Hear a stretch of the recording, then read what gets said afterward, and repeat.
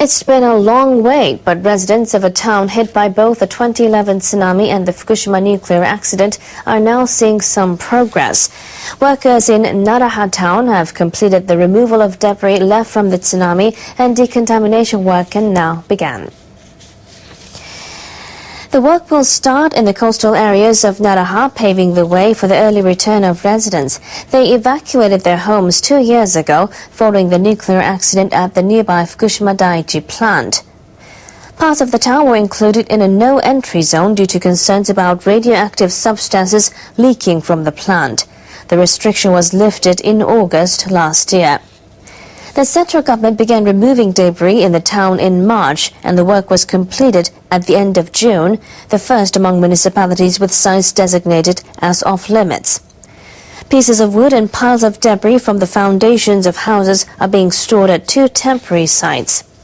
The Environment Ministry says that conditions have been met to launch decontamination work in the coastal areas. The ministry says levels of radioactive substances contained in the debris were lower than the government set limit of 100,000 becquerels per kilogram. Officials at the Fukushima Daiichi nuclear plant say they've made a troubling discovery. Workers have detected a surge in the amount of radioactive cesium in a well at the facility in recent days. Tokyo Electric Power Company officials regularly monitor groundwater around the reactor buildings. They check for radioactive substances and analyze their effect on the environment. On Monday, workers found 9,000 becquerels of cesium-134 per liter of water in an observation well and 18,000 becquerels of cesium-137. The well is located between the number 2 reactor and the ocean. The amounts were about 90 times higher than on Friday. TEPCO officials say they can't explain the sudden jump. They're also unsure how the cesium is affecting the ocean. Workers have detected increasing amounts of radioactive substances in seawater near the plant since May. A sample taken last week contained the highest concentration of radioactive tritium recorded in more than 2 years. Workers at Japan's damaged nuclear plant have detected a spike in levels of a radioactive substance in nearby seawater. The plant's operator says it's the highest reading for tritium offshore in 2 years. Tokyo Electric Power Company workers collected water from a port near the Fukushima Daiichi plant on Wednesday. They found it contained 2,300 becquerels of tritium per liter. That's twice the amount detected about 2 weeks ago, and the highest since monitoring began in June 2011. But they say the figure is still well below the government-set safety limit.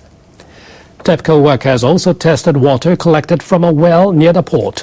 They found it contained a record level of radioactive substances, 900,000 becquerels per liter. TEPCO officials say they can't rule out the possibility that contaminated groundwater seeped into the sea.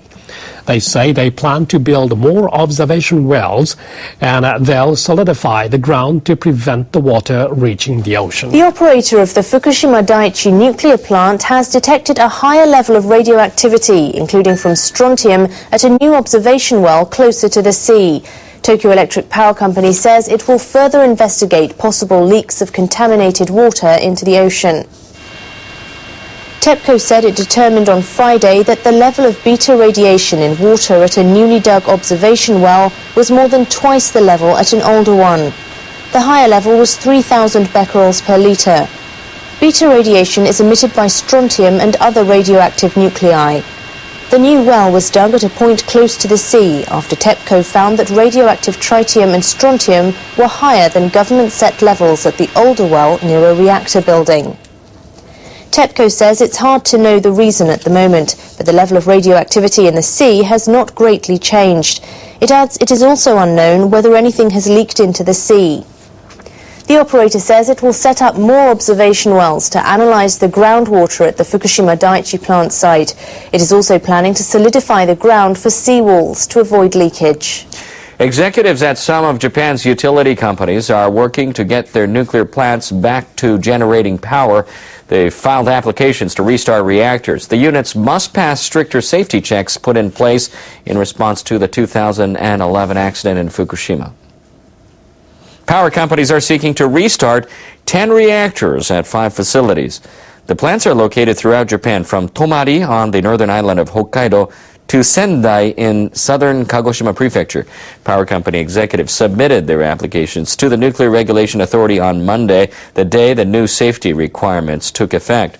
80 experts with the watchdog will determine whether the utilities have taken all necessary measures to make sure plants can withstand earthquakes and tsunami. Officials say it will take at least 6 months to process each application.